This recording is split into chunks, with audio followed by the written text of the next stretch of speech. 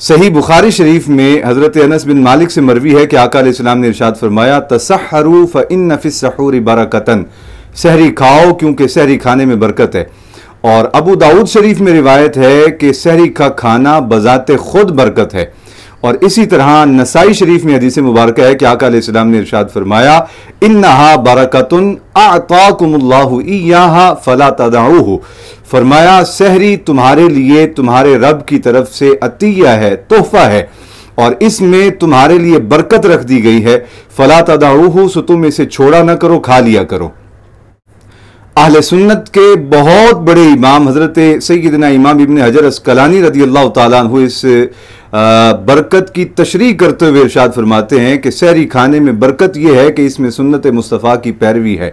اور سحری کھانے سے انسان کے لیے عبادت پر قوت پیدا ہوتی ہے۔ اور اسی طرح فرمایا سحری کھانے میں برکت یہ ہے کہ دن بھر روزہ رکھنے کی وجہ سے جو اعصابی قوت اور طبیعت میں چڑچڑا پن اور بدخلقی کا اندیشہ ہے، سحری کھانے سے اس سے نجات ملتی ہے۔ اور فرمایا کہ سحری کا وقت کیونکہ قبولیت دعا کا وقت ہے، تو سحری کے لیے بیدار ہونے کے سبب انسان کو ذکر الہی، اعمال صالحہ اور دعا کی برکتیں اور شرف نصیب ہو جاتا ہے۔ اور یاد رکھیں کہ سحری امت مصطفیٰ صلی اللہ علیہ وسلم کی خصوصیت ہے۔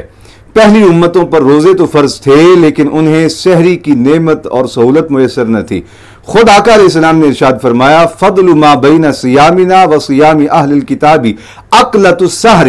فرمایا ہمارے اور اہل کتاب یعنی یہود و نصارہ کے روزوں کے درمیان فرق یہ ہے کہ ہم سحری کھاتے ہیں اور وہ سحری نہیں کھاتے۔ اور اسی طرح مسند احمد بن حنبل میں روایت ہے کہ آقا علیہ السلام نے ارشاد فرمایا سحری کھانے والوں پر اللہ رب العالمین اپنی برکتیں اور رحمتیں نازل فرماتا ہے، اور فرشتے سحری کھانے والوں کے لیے دعائے خیر کرتے ہیں۔ اس لیے سحری ضرور کھانی چاہیے، لیکن اگر کوئی شخص سحری کے وقت سویا رہ جائے اور سحری کا وقت ختم ہو جائے، اس کی آنکھ ہی نہ کھلے اور وہ سحری کھانے سے محروم رہ جائے، تو اس کے لیے شریعت مطہرہ کا کیا حکم ہے؟ کیا اس کا روزہ ہوگا یا نہیں ہوگا؟ تو اس حوالے سے علماء اور فقہاء فرماتے ہیں کہ ایسا شخص جو سحری کھانے سے محروم رہ جائے نیند کی وجہ سے اور اس کی آنکھ نہ کھلے،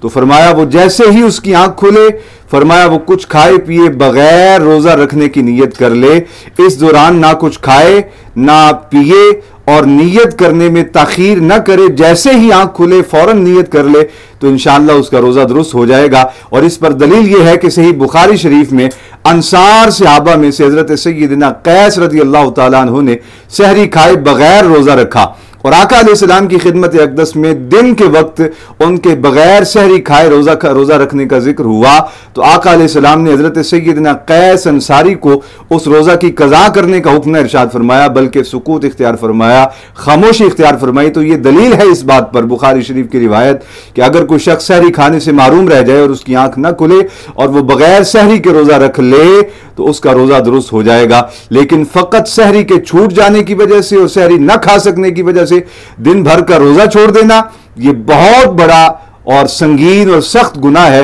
آقا علیہ السلام نے ارشاد فرمایا ماہ رمضان کے علاوہ اگر کوئی شخص سال بھر بھی روزہ رکھتا رہے تو اس کا سال بھر روزہ رکھنا ماہ رمضان میں چھوڑے گئے ایک روزہ کی فضیلت اور برکت کو حاصل نہیں کر سکتا، اس ایک روزہ کی ماہ رمضان میں جو چھوڑا گیا ہے اس کی برابری نہیں کر سکتا سال بھر کا روزہ رکھنا۔ اس لیے سحری کے لیے خوب تیاری کریں، سحری خوب اہتمام سے کریں، لیکن اگر کسی شخص کی سحری رہ جائے تو وہ کسی صورت بھی روزہ نہ چھوڑے بغیر شرعی عذر کے۔ اللہ تعالی ہمیں ماہ رمضان کی قدر کی توفیق عطا فرمائے اور اس میں خوب برکتیں، رحمتیں اور اللہ رب العالمین کی رضا سمیٹنے کی توفیق عطا فرمائے۔